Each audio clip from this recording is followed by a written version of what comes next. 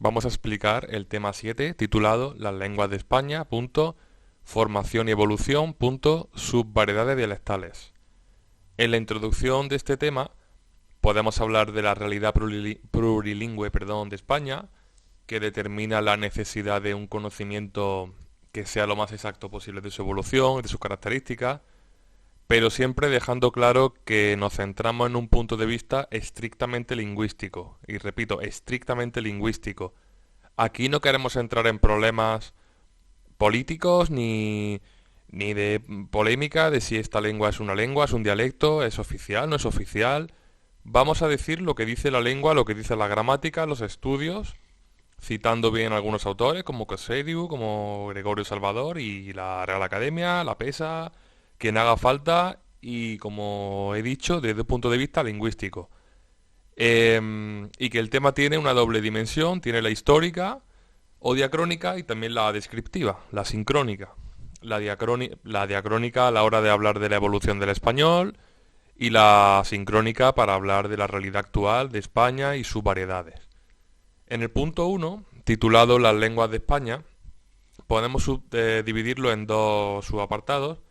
En el primero, que podemos titular, dentro de lengua de España, ¿no? Criterios lingüísticos, lengua y dialecto desde las perspectivas diacrónica y sincrónica. Aquí debemos explicar que los conceptos de lengua y dialecto dependen en gran medida del punto de vista adoptado por los usuarios, por la gente que estudie el tema en cuestión. Desde una perspectiva histórica, diacrónica, ¿no? Las que denominamos lenguas actualmente, o sea, lo que denominamos lenguas hoy en día como el español, pudieron ser consideradas dialectos en su momento, ¿no? Antiguamente era considerado un dialecto ¿no? del latín, ese latín vulgar que derivó en un proto-castellano, una lengua romance, ¿no? Todo eso eran dialectos del latín que se han convertido algunas en lenguas, como es el castellano o español, también el catalán, el francés, el italiano, etcétera.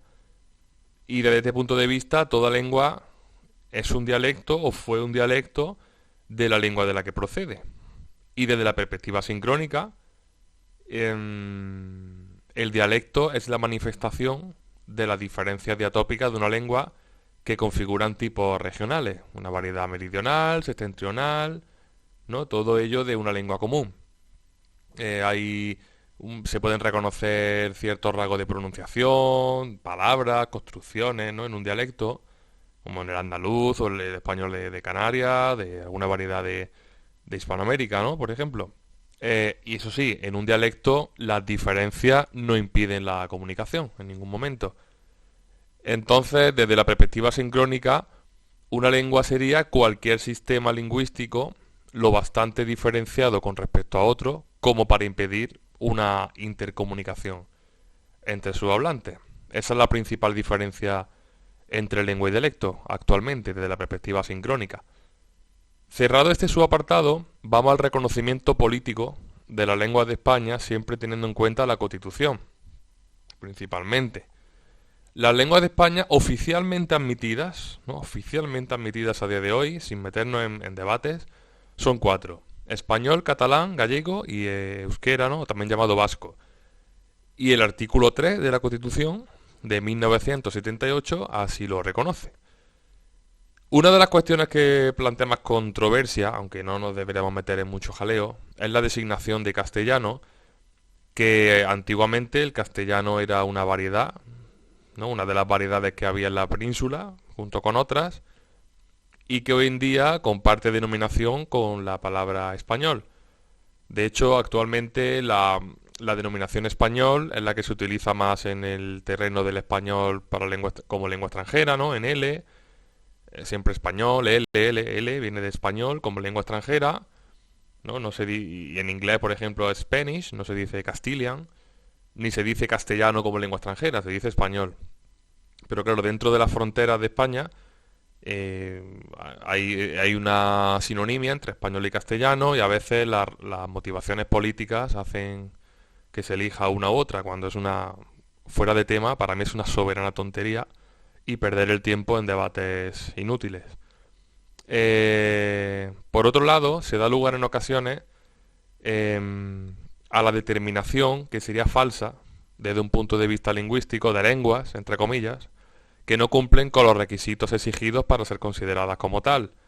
En ello también incide la delimitación política, que confunde los límites autonómicos con las fronteras lingüísticas, cuando es algo que no tiene nada que ver. Una cosa es la frontera autonómica y política y otra muy diferente, la frontera lingüística. En definitiva, la realidad multilingüe de España determina, además, que existan problemas de lenguas en contacto, diglosia y todo lo que conlleva el bilingüismo, que es unos temas que serán tratados con profundidad en el tema 8, que creo que va a ser el siguiente. Hago un poquito de spoiler ahí y yo creo que el siguiente va a ser el tema 8, porque está relacionado con el 7 y aprovecho y mato dos pájaros de un tiro. Vamos ya con el apartado 2, el gran apartado 2, formación y evolución de las lenguas de España. Vamos a empezar este gran apartado, que tiene como 10 u 11 epígrafes, las lenguas prerromanas, ¿no? En la historia lingüística de nuestra península, antes de la conquista romana, pues tenemos ahí un cúmulo de interrogantes difíciles de resolver, donde etnógrafos, arqueólogos y lingüistas se esfuerzan a día de hoy por clarificar cómo era esa realidad cultural, lingüística, ¿no? Los íberos, la civilización tartesia. Hay ahí un poco de lío y voy a intentar poner un poco de orden.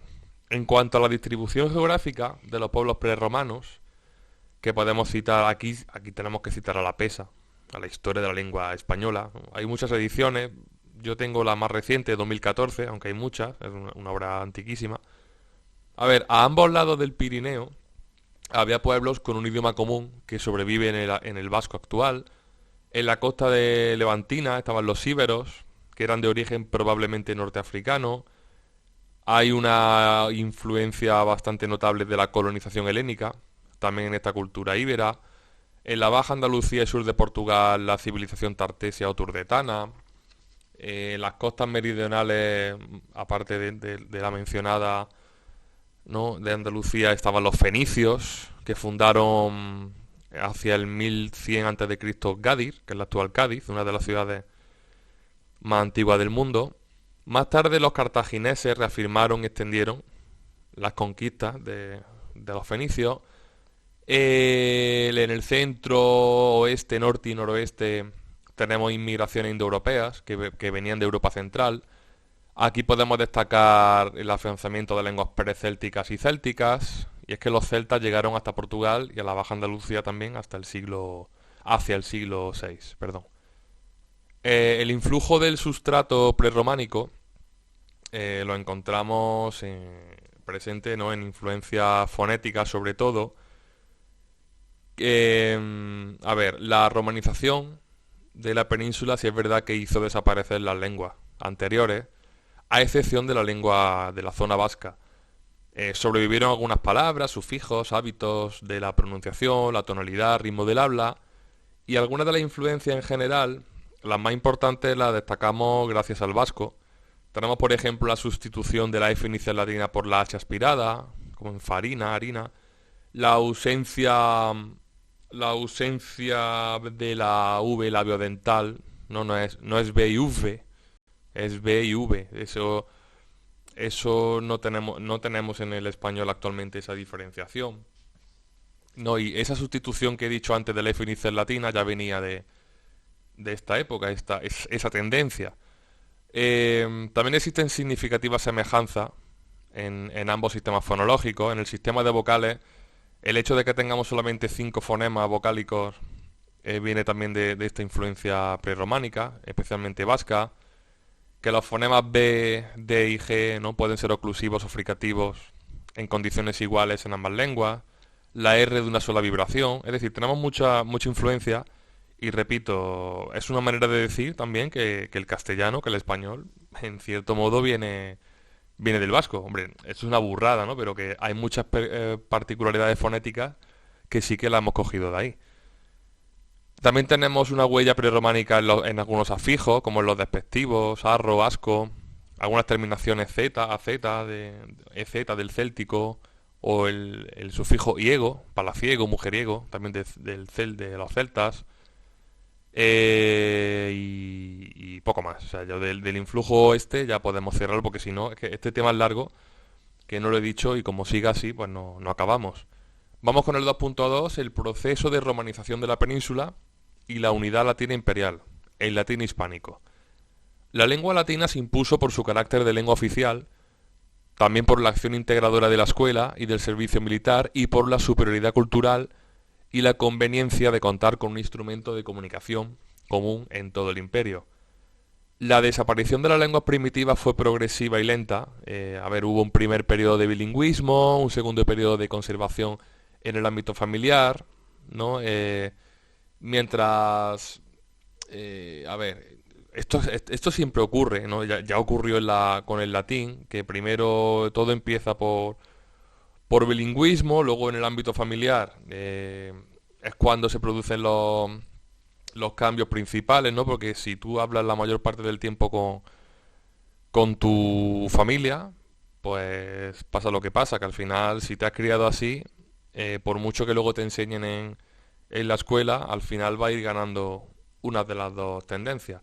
Finalmente llegaría la latinización completa, cuando ya se impone por todo el imperio. Eh, a pesar de esta unidad latina que se adoptó, es importante destacar que la diversidad romance no estaba ausente de la lengua madre. Había una distinción entre latín culto y latín vulgar.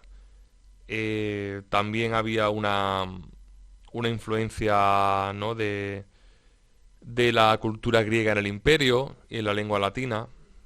Pero en definitiva, para no irme mucho por las ramas, cuando finalizamos esta latinización completa, se empieza a dar la diferencia entre latín culto y latín vulgar, ¿no? La divergencia entre uno y otro se fue agudizando por todo el imperio. ¿Y qué ocurrió? Que el latín culto se estacionó y el vulgar empezó a evolucionar, ¿no? Como he dicho antes, eh, a ver, empezó a... Claro, es que al final es lo que he dicho antes, en la escuela se enseñaba el latín culto, en las obras literarias, pero no había una gramática como luego la hubo de Nebrija, ¿no? Como del español. Entonces, eso hizo que cada lengua, con los problemas de comunicación, distancia, fuera evolucionando a su manera y ya fueron anticipando esa diversidad de las formas romances. Algunas de las peculiaridades del latín vulgar que anticiparon las propias de las lenguas romances, sobre todo afectan al orden sintáctico y morfológico, y también al fonético, ¿no? Sintáctico, morfológico y fonético. Las 10 vocales clásicas quedaron reducidas a 7 y luego a 5. La conversión de E y de I átonas en semiconsonantes, lo que se conoce como la YOT, dará también a su vez origen a innumerables fenómenos de cambio fonético. Algunos ejemplos lo tenemos en Fortia, que da fuerza, ¿no? La T con la I, Fortia, fuerza, esa YOT con TI, que da la C, primero la C con cedilla, luego la Z. Minacia da amenaza, la CI se convierte en Z. Muliere da mujer, ¿no? Se convierte en J. Cilia, cela, da ceja, también en J. Somniu, que acaba en sueño, se convierte en ñ. De ligna tenemos leña, GN da ñ. Podiu da pollo, pero pollo con Y, el pollo, ¿no? Para apoyarte, lo que suele haber, para apoyar, no para sentarte, sí para sentarte también, ¿no? Pero es como una especie de apoyo, viene de podiu, que eso dará podio también, podio y pollo. Fugio, o fugir da huyo, huir, se convierte en Y. Fobia da olla, pero olla con H y con Y. Y la CT, nocte, da noche. Eso en español, ¿no? En la lengua castellana. Se producen fenómenos de asimilación y absorción, ¿no? La NS de mensa acaba siendo S. PT acaba siendo TT y luego simplemente T, como en aptare, atare, atar. La V seguida de U desapareció con frecuencia, en ribus, que acaba en rius, y eso acaba en río. También otro tipo de cambio en el aspecto sordo-sonoro, perpetuo, ¿verdad? Perpetuo, la D se convierte en T, de sonoro pasa a ser sordo. Y el léxico del latín vulgar olvidó muchos términos del latín clásico y empleó procedimientos propios. Hubo derivación en diminutivos, de mane acaba siendo mañana, verbos a partir de sustantivos, ¿no? De folis, folicare, holgar, altus, altiare, alzar, y podemos dejarlo aquí. Podemos dejarlo aquí porque si nos metemos en profundidad en la historia de la lengua, como digo, al final no acabamos y el tema da para mucho más. Y llevamos ya 15 minutos de podcast. El 2.3, vamos a hablar ahora de la transición del latín al romance. Cuando en el 409 los pueblos germánicos atraviesan el Pirineo y caen sobre la península, la diferenciación lingüística ya no tendría ninguna contención, ya se acaba de confirmar la evolución de la lengua. La destrucción del imperio determinará que las provincias, convertidas progresivamente en estados bárbaros, queden aisladas unas de otras y sin la enseñanza ya ni siquiera del latín ejemplar en las escuelas. Antes por lo menos, como he dicho, se enseñaba en la escuela, en la familia va evolucionando a otro ritmo, se abre paso ya a más innovaciones fonéticas sin esta influencia escolar, gramaticales y léxicas propias de cada región. Llega pues el momento de ruptura de la unidad latina y de la formación, ahora sí que sí, de dialectos e idiomas distintos. ¿No? Se rompen ya las comunicaciones con el resto. Si antes ya era difícil, ahora ya, imaginaos, ya era imposible mantener el contacto con tanto reino bárbaro, tanto lío. Rotas estas comunicaciones, el latín vulgar ya queda abandonado a su suerte, a sus propias tendencias, totalmente aleatorias. A comienzos del siglo VI penetraron en Hispania los visigodos, que eran los más civilizados, entre comillas, entre los germanos que llegan. ¿Y qué pasa con estos visigodos? Que acaban romanizándose, ¿no? Poco a poco, y determina que incluso olviden su propia lengua, estos visigodos, con el tiempo. Esto es la transición del latín al romance. En el 2.4 podemos hablar de la civilización arábigo-andaluza y decir que 3 siglos después de esta invasión bárbara germana, tenemos que los árabes penetraron en España en el 711, que es una invasión que sorprende a muchos hispanogodos.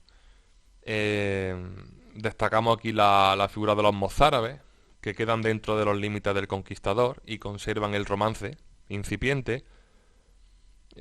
Aquí surgen muchos villancicos, romances, nace el cégel, que es un híbrido hispano-árabe que es representativo de la influencia recíproca de ambas culturas. El vocabulario de origen árabe actualmente, ahora me refiero actualmente, puede cifrarse en más de 4.000 términos de muy diversos campos semánticos. En el punto de vista fonético, los arabismos se acomodaron a la exigencia del romance. ¿Veis? Este romance acabó siendo bastante fuerte porque pudo con los visigodos y todos los términos árabes y la fonética árabe se ajustó a la exigencia romance.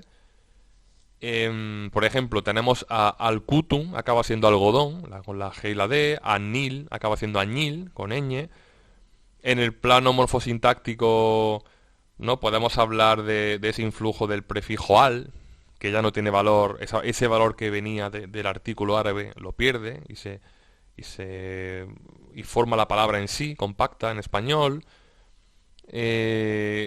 Hemos conservado también la terminación en i tónica, que forma parte de adjetivos sustantivados o no, de origen árabe, jabalí, baladí. Como digo, esa A inicial, que es de influjo árabe, en verbos como aminorar o acalorar, y bueno, y todos los términos que he dicho, ¿no? Unos 4.000 están cifrados. Acabamos con los árabes y vamos ya a los dialectos romances y la expansión castellana. Nos metemos ya en el castellano y poco a poco vamos avanzando en el tiempo. Tenemos los reinos cristianos, el uso aún del latín, en usos cultos y oficiales, ¿no? que se empleaba en esta época. En medio de este latín de los eruditos y el romance llano, Existía un latín avulgarado, digamos, que adoptaba progresivamente las formas romances. El romance aparece de manera ya atestiguada en la glosa emilianense de San Millán de la Cogolla y la silense del monasterio de Silos en el siglo X y comienzos del XI. El dialecto, hablamos de dialecto navarro-aragonés, un dialecto romance peninsular. En el siglo XI se abre una nueva etapa de la Reconquista. El rito visigótico se sustituye por el romano. Desaparece la escritura visigoda en favor de la carolingia. Y en el lenguaje se adoptan muchos términos provenzales y franceses, como fraile, viene de fraile, monje, mesón, manjar, etcétera, por esa influencia franca, que también provoca que se pierda que se dé el proceso de apócope de la E final. Los primitivos dialectos romances se distribuían de la siguiente manera. Al norte, el galaico portugués, el leonés, el castellano, que era un dialecto romance más, el navarro aragonés y el catalán. En el sur quedaban aislados los dialectos mozárabes. De todo lo que he mencionado, el castellano fue una especie de islote excepcional que se fue apartando progresivamente de los demás romances por un especial tratamiento de fonemas y grupos consonánticos.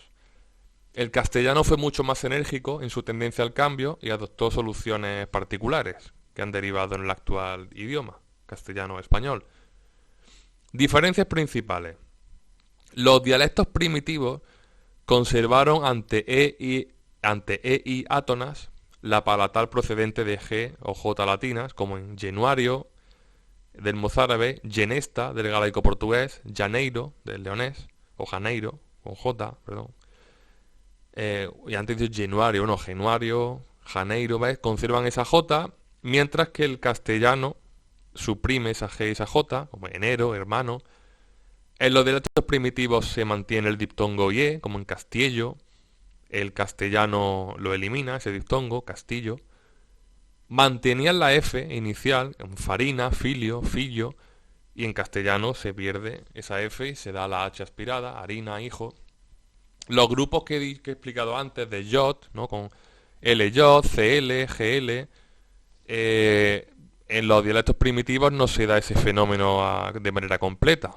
Tenemos oculu, muliere, en el mozárabe, mulleres, hoyo, muller, mientras que en el castellano tenemos el fenómeno completo, se completa el proceso de evolución, como he dicho antes, de esta JOT. Los dialectos primitivos mantuvieron los grupos CL, FL, como en clamar, flama, mientras que en el castellano tenemos llama, ¿no? Llamar, llama. Y en los dialectos primitivos tenemos la transformación en ULT o en IT, como en feito, leite. En el gallego actualmente tenemos leite, noite, mientras que en el castellano se convierte en esta CH, ¿no? Hecho, leche. Y bueno, y ya está. Así evolucionó de manera especial el castellano, de un modo diferente y particular. 2.6. ¿Cuándo se confirma ya esta superioridad del castellano? Con la aparición de las literaturas romances en la España medieval. Tenemos el primer texto literario escrito, que es el Cantar de Mio Cid, ¿no? Que lo tratamos en el tema 42, que es una buena muestra de cómo Castilla imponía su dialecto como lengua de la poesía épica, que eso fue uno de los hitos del castellano y uno de los triunfos. También se escriben en castellano el auto de los Reyes Magos de finales del siglo XII, muchas narraciones de tema religioso. Por otro lado, el galaico portugués sí que se erigió en lengua del género lírico, que trovadores y juglares cultivaron. Alfonso X lo emplea, por ejemplo, en sus cánticas. Eso provocó que el galaico portugués mantuviera su unidad a pesar de de este dominio del castellano, que era mucho más potente en literatura, cultura, ¿no? De todo tipo, etcétera.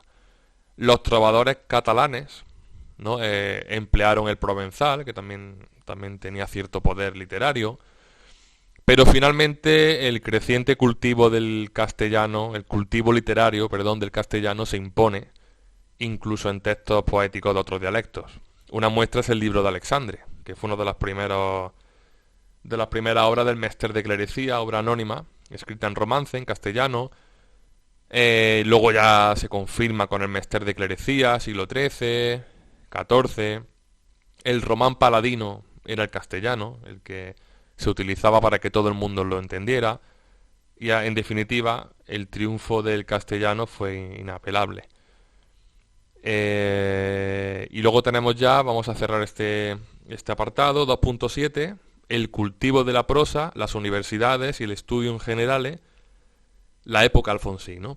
Incluso podemos dejarlo en la época alfonsí, el cultivo de la prosa, y empezamos diciendo que un factor esencial para la evolución de la prosa es la fundación de universidades y las escuelas o estudios. Lo que hoy entendemos por universidad era expresado en términos medievales por los studium generale. Las partidas señalan el cuadro mínimo de enseñanza comprendida en el studium generale, las artes liberales y el derecho. Además de las universidades, contribuyen al desarrollo de la prosa las escuelas. La primera escuela de traductores de Toledo fue fundada por el canciller de Castilla don Raimundo en el entre principio y mediados del siglo XII, pero es bajo el reinado de Alfonso X el Sabio, en el siglo XIII. Yo voy a decir la fecha de nacimiento y muerte, 1252-1284, lo considero importante, y es aquí con Alfonso X cuando alcanza su esplendor. La ingente labor de traductores judíos, cristianos y hebreos determinó el desarrollo de la prosa para la exposición didáctica, aunque las mayores novedades se dan en la sintaxis y también en el léxico. El castellano ya triunfa definitivamente con sus continuadores, ¿no? Como por ejemplo con la obra de don Juan Manuel o de Juan Ruiz, con el libro de Buen Amor, o don Juan Manuel con los cuentos del conde Lucanor. Eso ya fue el triunfo 100% ya definitivo e incontestable. Vamos con el epígrafe 2.8, el español clásico, la unidad lingüística castellana y su difusión hacia América. Tenemos el reinado de los reyes católicos, ¿no? Finales del siglo XV. Es aquí cuando el idioma español alcanza su máxima difusión. Concretamente los años serían de 1474 a 1525, debido a 5 acontecimientos significativos. La unidad política de Castilla y Aragón, el final, ¿no?, de la Reconquista, la difusión de la imprenta, la redacción de la gramática de Antonio de Nebrija y el descubrimiento de América. La unificación lingüística del territorio peninsular queda prácticamente ya consumada y la difusión del castellano se confirma.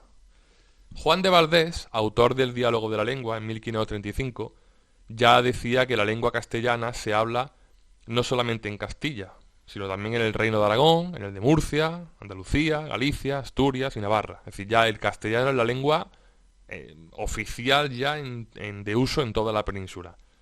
Con la unidad política y la realidad de la difusión del castellano durante la etapa imperial de Carlos V, el nombre de lengua española, ya no castellana sino española, tiene absoluta justificación y se sobrepone al de lengua castellana. Y ya en el siglo de oro de las letras se confirma el valor literario y poético del español con autores como Góngora, Quevedo, Lope de Vega, que es el culmen, la guinda definitiva al dominio del español, de la lengua española. Epígrafe 2.9, el español moderno, siglo XVIII, y la fijación lingüística. La preocupación por la fijeza lingüística se hizo cada vez más evidente desde los inicios del siglo XVIII por varias razones, especialmente por la profusión de galicismos, neologismos, que iban recalando en la lengua española.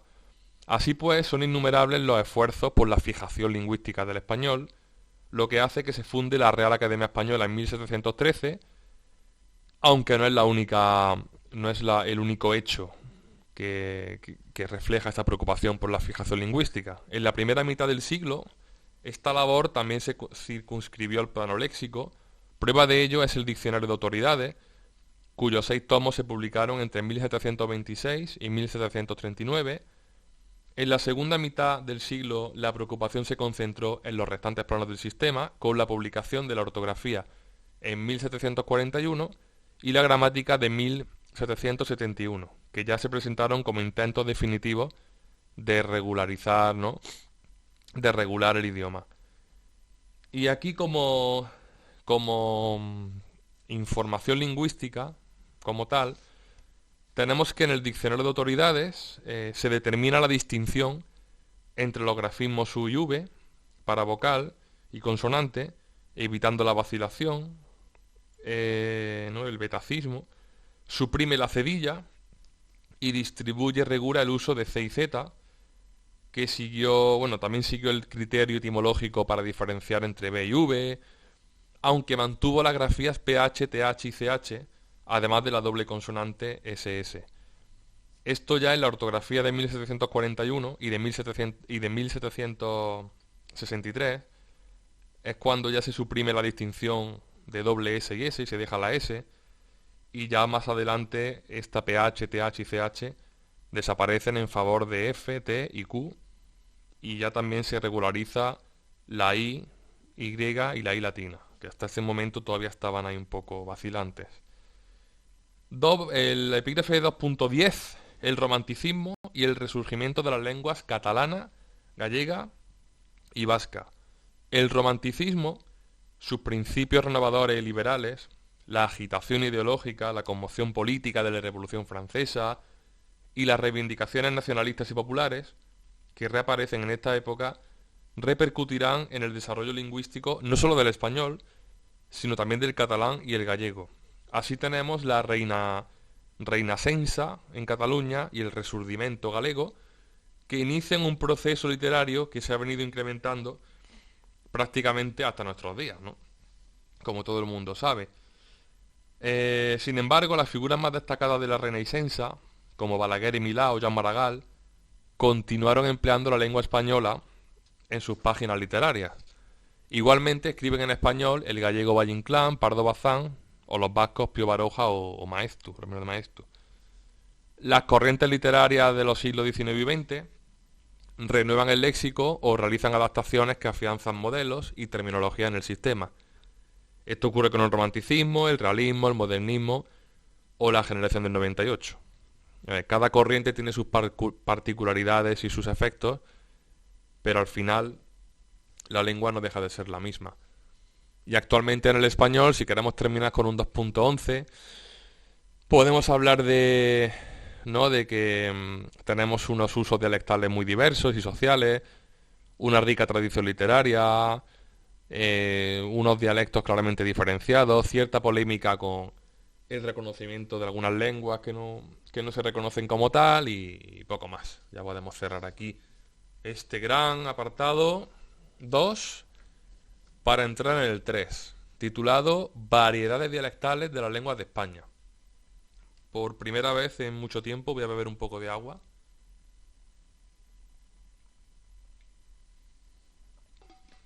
Ahí está. Que ya llevamos 33 minutos de podcast y se nota. El 3.1 podemos titularlo Lengua Española. Aquí vamos a centrarnos en las variedades dialectales de la lengua española. No nos metemos todavía en gallego, catalán, sino variedades dialectales. En mi opinión, los apuntes que yo tengo son bastante simplistas, pero es que, a ver, no nos da tiempo a más. O sea, de esto se han escrito artículos, tesis doctorales, manuales. Y con el tiempo que tenemos que simplificar mucho. Entonces yo hablo de dominio, por ejemplo, empiezo con el dominio castellano septentrional, del norte en general. Lo sitúo en Cantabria, norte de Burgos, toda la meseta septentrional, este y centro de León, La Rioja, Navarra, tierras de Soria, sí, norte de la cordillera central, toda la zona norte. A ver, es que claro, la zona norte tiene también luego que hablaré de él el Astur-Leonés, pero bueno, más o menos esto es una división general de la zona norte, zona septentrional, que como características generales tendríamos la sibilación de la D implosiva en este fonema de la C y la Z, ¿no? Valladolid, esta asibilación de la D implosiva, que en lugar de Valladolid se pronuncia Valladolid. La pronunciación semiculta en vez de K, ¿no? De Z en vez de K en el grupo KT, bueno, más que KT, fonema K y T con la C, en lugar de aspecto, que yo nunca lo escucho en mi vida, no sé si, no sé si se dice mucho, aunque aquí en los apuntes aparece. Porque a ver, son los apuntes que yo tengo, yo tampoco tengo mucha más idea de cómo se habla realmente por allí, pero es lo que pone aquí, tengo que decirlo. Luego la menos extendida J, ¿no? Como en digno, en lugar de digno, digno, que también se dan en el uso madrileño, según dice aquí. En la zona de montaña se aspira esa J, igual que en Andalucía, en lugar de navaja, navaja, pone aquí, que se aspira. Otra característica del habla de montaña son el diminutivo uco, frentuca, tierruca, ¿no? Como la hora de Pereda, el sabor de la tierruca, y el uso de artículo anteposesivo, el mi o el miu, muchachu. La pérdida de la pérdida de esta doble L en palabras como martillo, que sería martiu, martiu, ausencia de yeísmo, ¿no? No hay yeísmo. En el habla campurriana penetran rasgos asturleoneses, como el cierre de las vocales finales de yelu, el mantenimiento de mb, como el lamber en lugar de lamer, y la apócope de en terceras personas, como en tien, en lugar de tiene, tien. Algunas zonas de Álava, La Rioja y parte meridional de Navarra coinciden en algunos rasgos, como la sinéresis en náusea o almohada, conservación de la L implosiva en salce o calce, eh, mucho en lugar de muy, como mucho alto, partemos, salemos, ¿no? En lugar de partimos y salimos, y no tengo mucho más de la zona del dominio septentrional. Es que como veis está bastante resumido.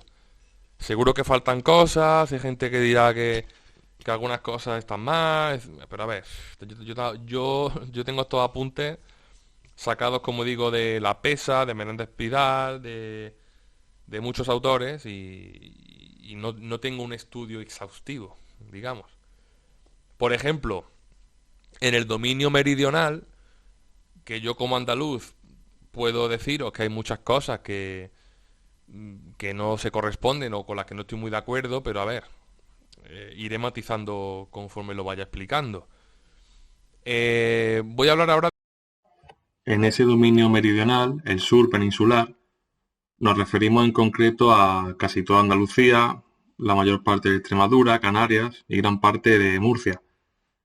En Extremadura lo que ocurre es que los rasgos se combinan con leonesismos y en Murcia con la influencia aragonesa y levantina. Como características generales tenemos el yeísmo.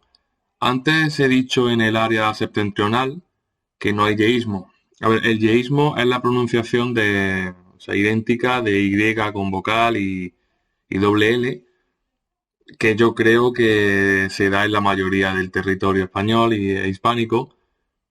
Lo que pasa es que si miramos los atlas lingüísticos, la gramática histórica, los manuales y mapas dialectales, sí que hay zonas de España donde hay una distinción y, por ejemplo, la palabra castillo se pronuncia castillo. ¿No? Hay un leve cambio de pronunciación con doble L y con Y.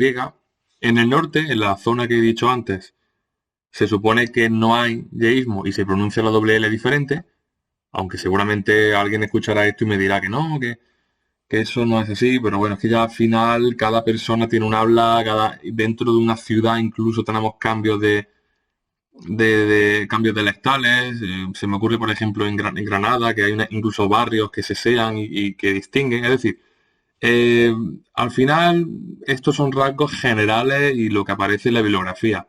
Luego ya, claro que hay excepciones y claro que yo, por ejemplo, que soy de Córdoba, no seseo todo el tiempo. Y luego hay gente de Córdoba que sesea 100%. A ver, al final, esto no es una ciencia exacta. Afortunadamente, la dialectología tiene muchísima variabilidad. Y lo que iba diciendo, que me voy por las ramas, el yeísmo en Andalucía, pues lo tendríamos, ¿no? Bueno, Andalucía, la zona meridional, que no es solo Andalucía. También tenemos como ahora he dicho, aspiración de la S implosiva, con más K, los hombres, ¿no? Los hombres.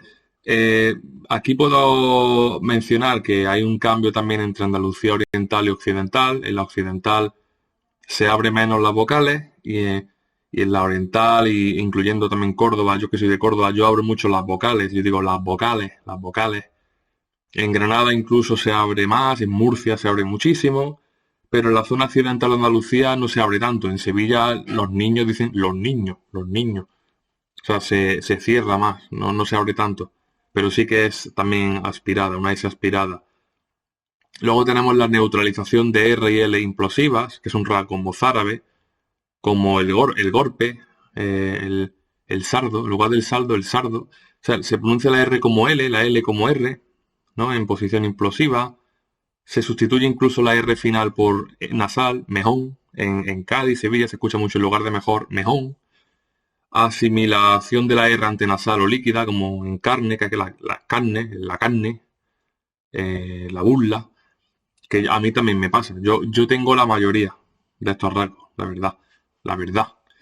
Relajación de sonoras interiores, la D intervocálica, el vestío, comío, esa es muy típica. Que incluso desaparece ante R. Pare, en lugar de padre, mi pare. R intervocálica también desaparece, aunque este es más raro, ¿no? Mataron, en lugar de mataron. Yo este no lo he escuchado tanto, la verdad. Una N intervocálica que se reduce o desaparece, como el vie, en lugar de viene, el vie por allí. Que también lo escucho menos, pero sí que lo escucho alguna vez. También ocurre lo mismo con la N al final de sílaba, como en mal ángel, que es malaje, el malaje. Eso se escucha mucho en Cádiz, Sevilla, ese malaje. Que viene de ese fenómeno, de mal ángel. Y incluso en zona de Andalucía, esto lo escucho mucho en Málaga, la palabra muchacho, ¿no? Esa che se pronuncia como S, los musazos, esos musazos que vienen por ahí. También tenemos restos de aspiración de la F inicial latina, el humo, ¿no? En lugar del humo, el humo. El seseo, el ceseo, dependiendo de la zona. Córdoba es ceseante, Sevilla, luego también la provincia de Sevilla hay ceseo, en Cádiz, sobre todo la provincia, en fin, esto cambia mucho de una zona a otra. Desaparición de la oposición entre ustedes y vosotros, que también se da mucho en Andalucía occidental, el ustedes venís, o sea, se conjuga como con vosotros, vosotros venís, sería ustedes venís, por ahí. También tenemos rasgos arcaicos del mozárabe, ¿no? Arabismo y voces mozárabes, como el cauchil, que es un arca de agua, el almucafe, el escardillo, ¿no? Son palabras que vienen de ese dialecto mozárabe.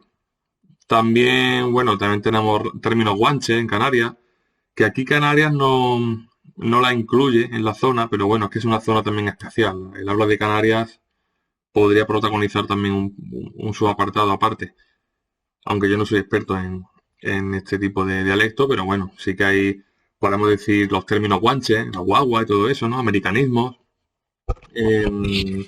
No sé si me dejo algo, yo creo que no. De la zona meridional estaría ya casi todo. Lo podemos dejar ahí. Vamos ahora con el aragonés, entendido como dialecto aragonés, donde hacemos una subdivisión en dos. Por un lado, el habla baturra, de Huesca, Zaragoza, Teruel y Segorbe, que incluye rasgos como la persistencia de algunas oclusivas sordas vocálicas, en lugar de jugo, suco, napo, en lugar de nabo, pronombres yo, tú con preposición, para yo, para tú, que me suena un poco a esto de Alicia en el País de las Maravillas, ¿no? Feliz no cumpleaños para tú.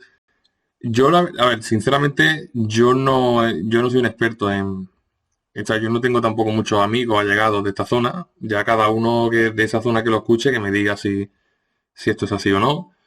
Confusión de temas verbales. En lugar de dieron, daron. En lugar de tenía, yo tuvía. Supiendo, incluso, en el gerundio. Acentuación grave de los imperfectos y condicionales. En lugar de dábamos, dábamos. Metátesis, en lugar de pobre, prove, como el prove Miguel, esa canción. En lugar de predicar, pedricar. Diminutivo ico, un ratico, sobre todo en Navarra y Aragón. También lo tenemos en Granada. Yo en Granada escucho mucho bonico, muy bonico. Tendencia a convertir en llana la esdrújula, arboles. Bueno, esto ya lo he dicho antes, ¿no? Pero sí, ocurre con sustantivos y con verbos. Luego el verdadero dialecto aragonés, que esto lo tenemos en los valles de Ansó, Aragüés, Hecho, Lanuza, Viescas, Sobrarbe y Ribagorza, y más al sur hacia la sierra de Guara. No localizo muy bien esta zona, pero bueno, es lo que tengo yo en mis apuntes. Aquí tenemos el mantenimiento de la F inicial latina, como en Faba, incluso de la G y la J iniciales latinas, Chinebro, en lugar de enebro. Restos del artículo lo, o fuego, lo fuego. Conservación de la IE de Castillo, diptongación EIO breves ante yo, tiengo, en lugar de tengo. Diptongos UE y E luchan con UO, UA y A, fuego, cuarta. Y la I final de primera persona del singular, clamaba y, ¿no? Eso sería, ¿no? Yo clamaba y. Se añade una I, qué cosa más rara, ¿no? Luego el alto aragonés conserva como el catalán CL, FL y PL, flama, pierde la R final, muller, conserva la geminada sin palatalizar, penna, niño, en lugar de peña y niño, y haber con valor de tener, fambre, que es tengo hambre. Y también en la frontera con el catalán tiene mucha influencia del catalán, obviamente.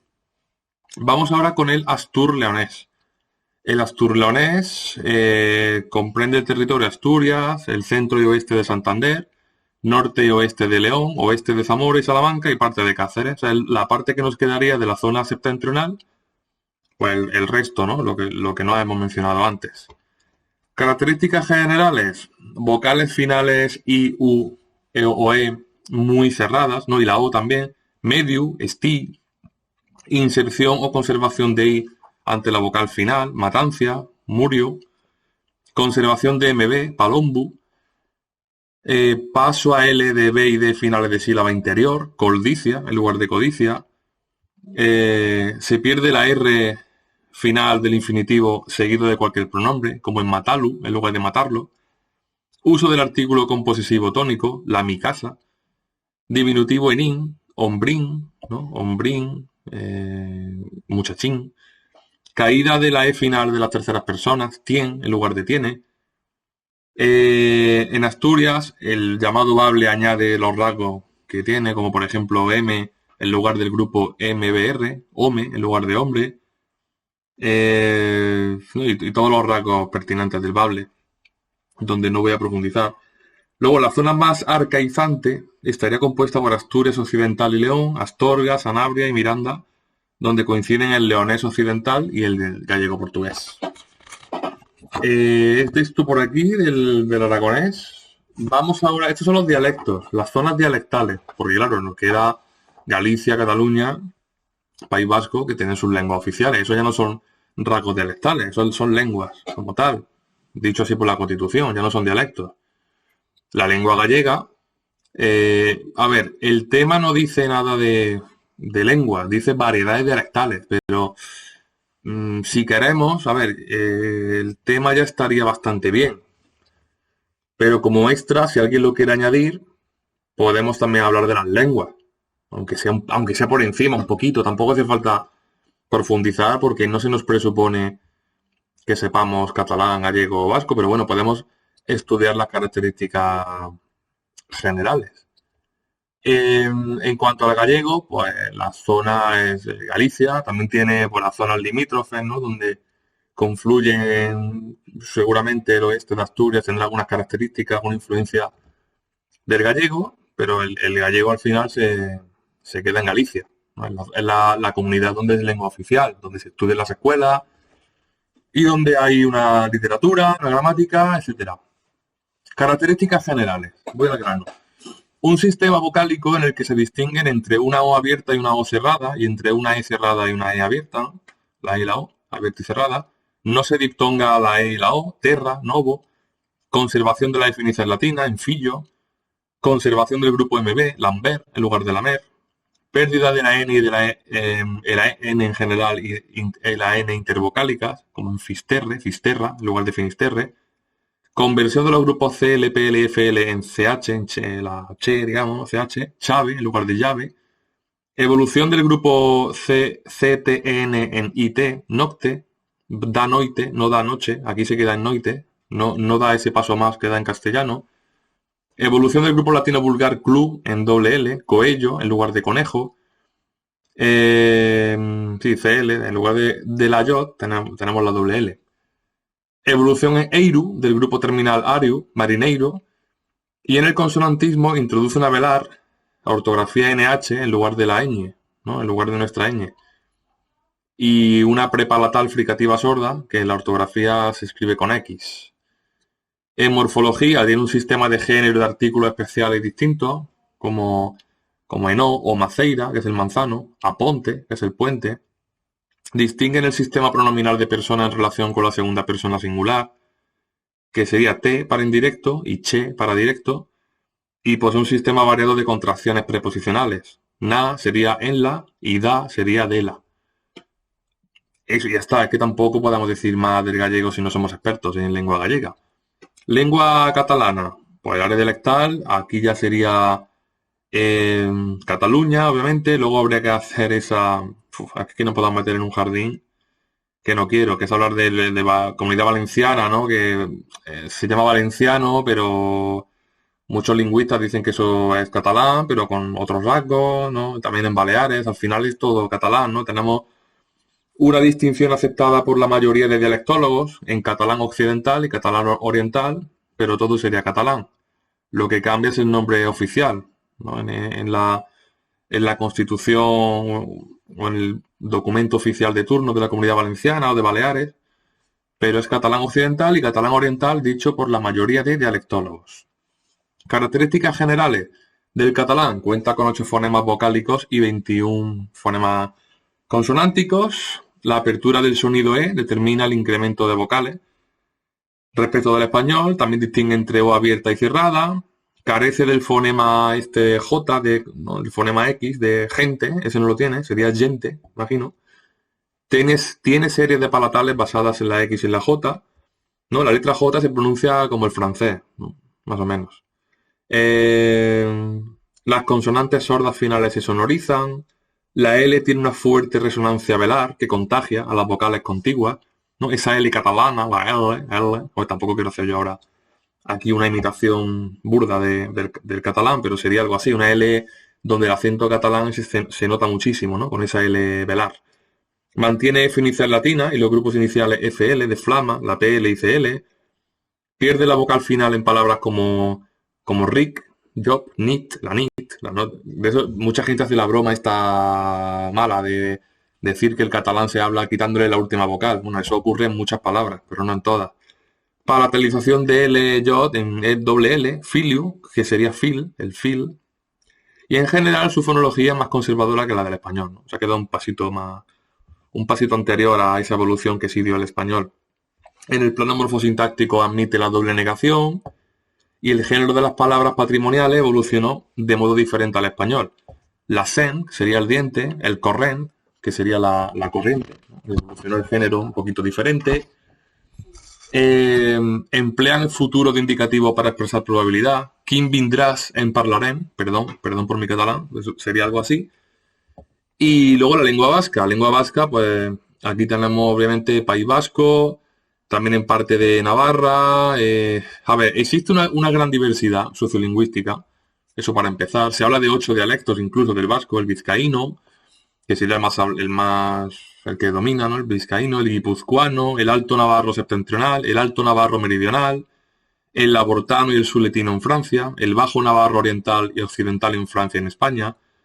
Esto plantea muchas dificultades de comunicación que se solventa con el nexo común de la lengua española, aunque en regiones muy apartadas y rústicas, no muy rurales, pues puede que haya algún problema, pero eso pasa en todas las lenguas de España, ¿no? En zonas rurales de Galicia o de Cataluña puede ocurrir algo similar, que haya dificultad con el castellano, pero en principio no, porque en la escuela también se enseña, ¿no? En la televisión, en fin, que se le presupone el conocimiento del español a todos los españoles. De acuerdo con la diversidad, lo que se denomina vasco, euskera, es una lengua complex, ¿no? Una lengua cuyos dialectos son inteligibles en teoría entre sí. Y el euskera batúa es una lengua que se creó con propósito de servir como vasco común para todos los hablantes y es el que se enseña en las ecastolas, ¿no? En las academias de vasco.